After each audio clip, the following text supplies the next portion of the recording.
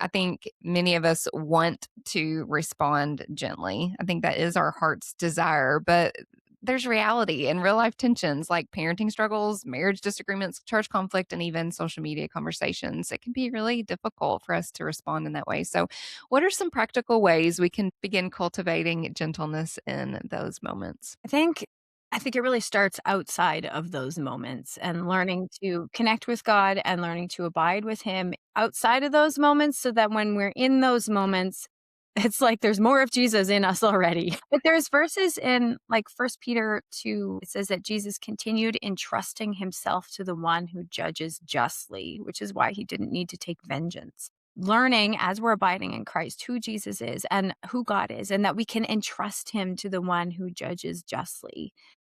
And I think also, again, in those prayer times, asking God to fill us up with love for that person. You're the love person. You know, Corinthians, right? 13, if I have not love, I am nothing.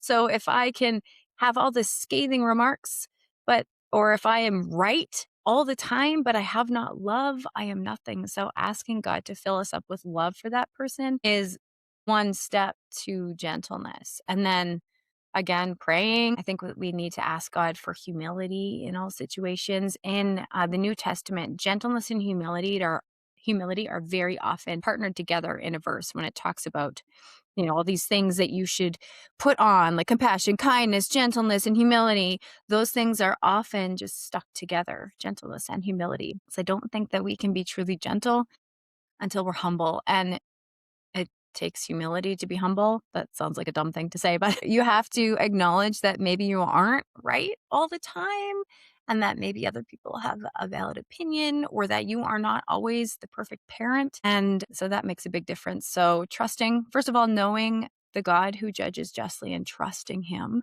So really knowing who God is and his character, and then asking him to fill us with love for the people around us and specifically the people that annoy us to no end. And then praying for our own hearts, asking for humility. And then this is probably the most practical thing is just wait, like don't say anything right away. Don't write anything right away. Don't say anything right away.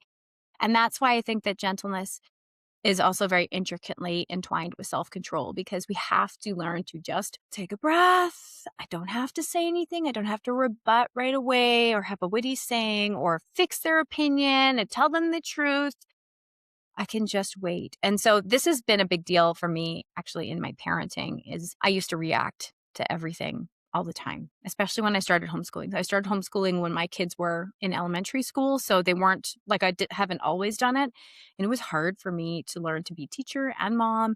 And then at the same time, my oldest was pretty much a preteen and it was hard. There was a lot of reactionary parenting happening. And so one thing that God taught me was just, when their kids are bickering, you don't have to jump in right away.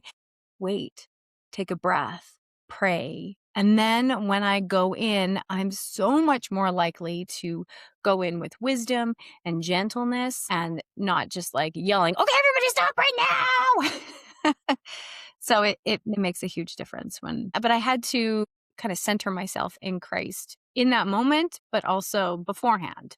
So there's honestly nothing in my life that has forced me to grow spiritually as much as homeschooling. And I know homeschooling's not for everybody.